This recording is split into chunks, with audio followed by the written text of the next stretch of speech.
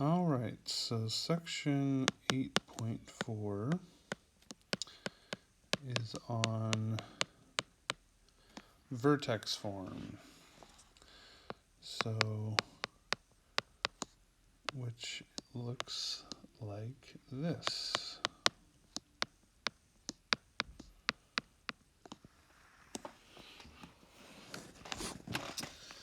Okay, and so the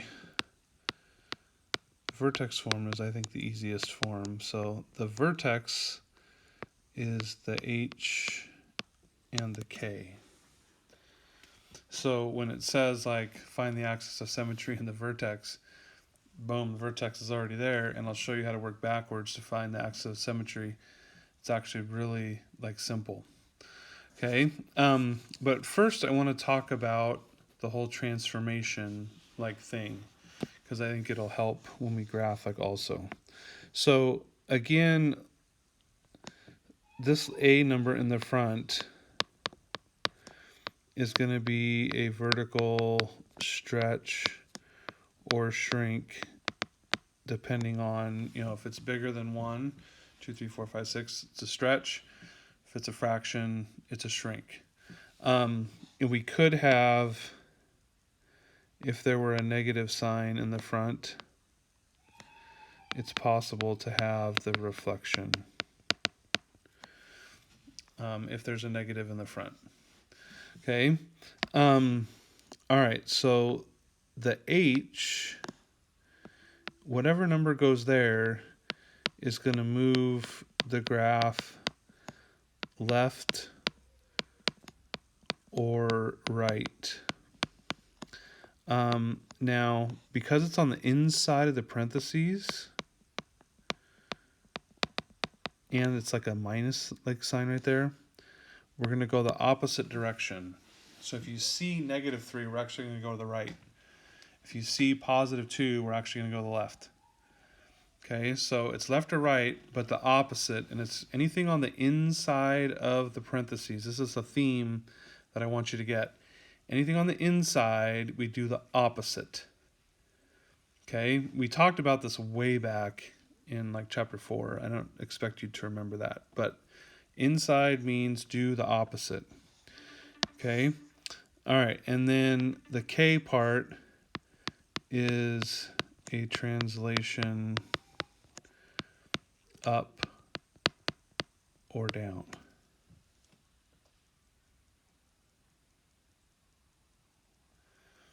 Okay. All right. So today's problems, we're going to kind of split the section into a couple like days. Today's problems aren't going to include the K part. Okay, so remember, some of them are y equals, some of them are f of x equals. It means the same thing. Okay.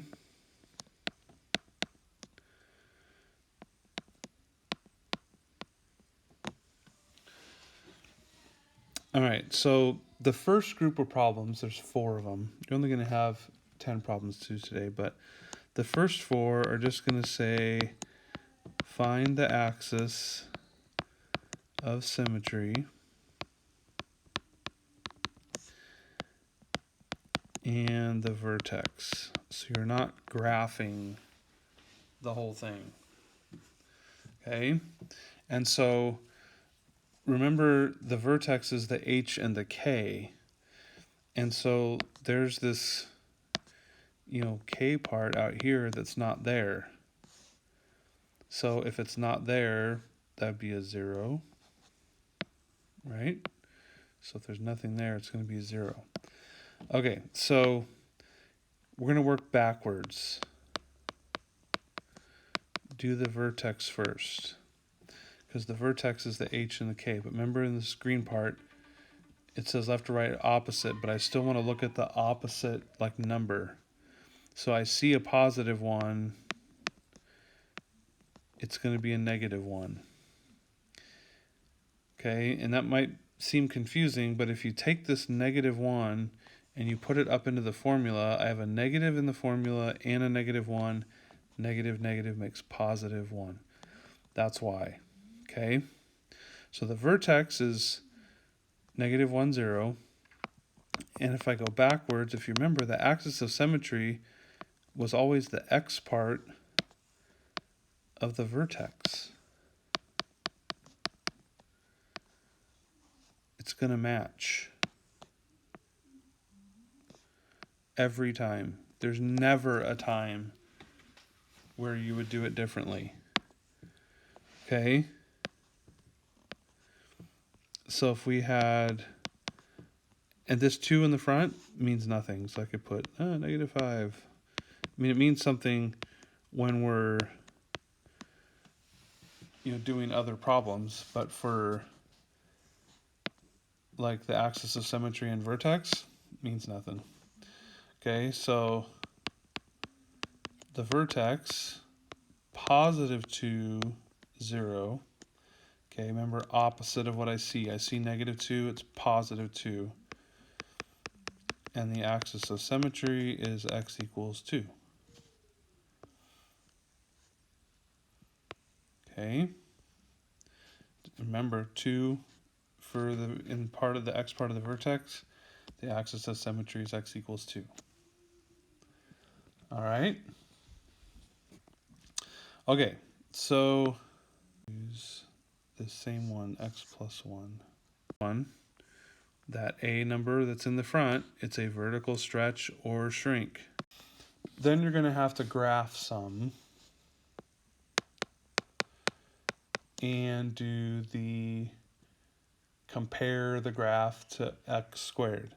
So again, it's the describe the transformation. So if I had,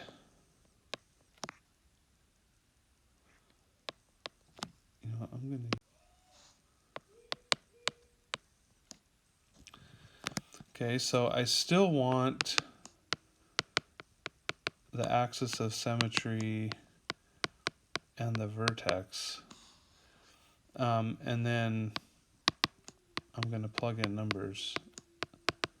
That doesn't change just because it's in a different form. What changes is I do the vertex first and then the axis of symmetry because it's in vertex form. So remember, we do the opposite.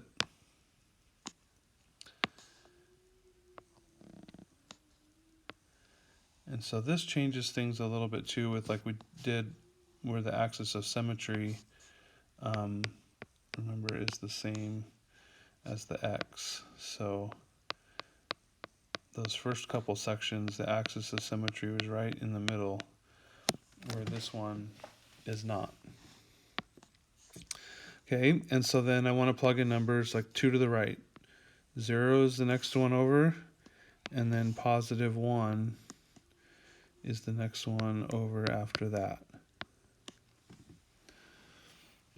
Okay, so when I plug in, and I can switch it to y instead of the f of x, that's okay. I don't want to put x there, I want to put 0. 0 plus 1 squared. 0 plus 1 is 1. 1 squared is 1. So y equals 2. 0, 2. Oh, I forgot to put the -1, 0 for the vertex. All right, and then when I plug in 1,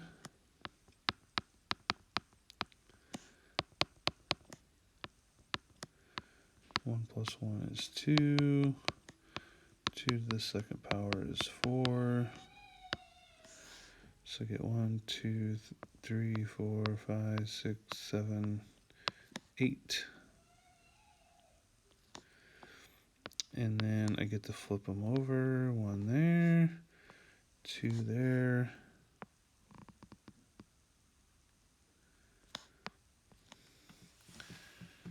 And there's the graph.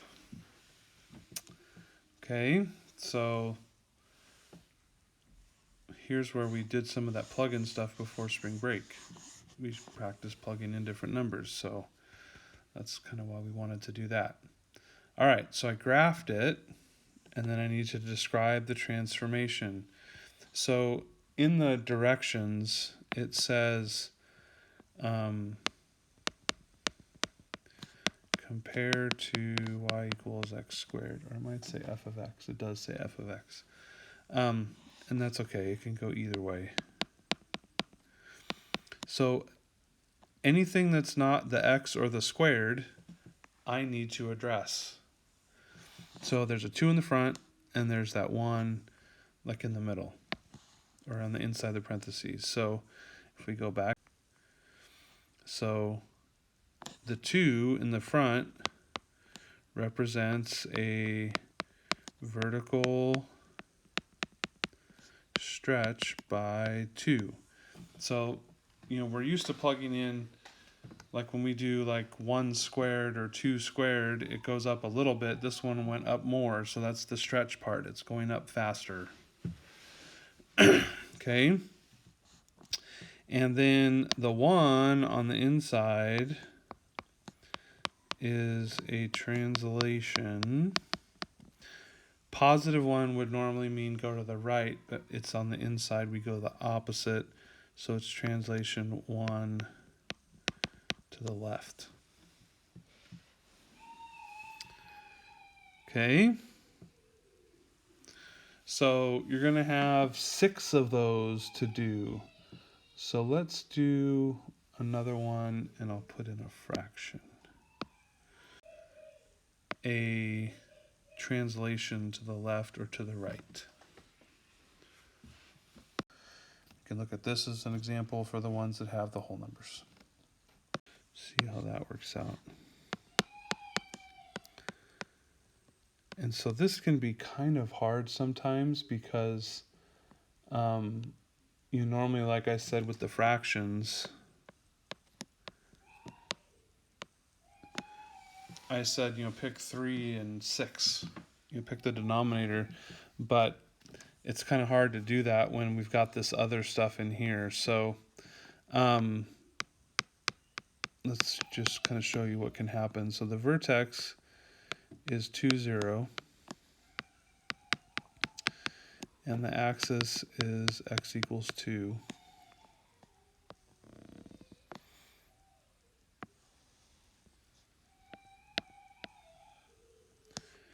So we get our axis there. Now, if you wanted to, normally like when we do our plug-in, I said go 2 to the right. That's fine. So I could plug in 3 and 4. If you wanted to plug in 1 and 0 and go to the left, you could. You'll just have some negative numbers in the problem.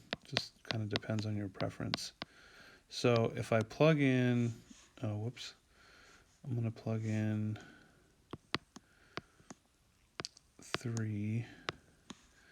So 3 minus 2 squared.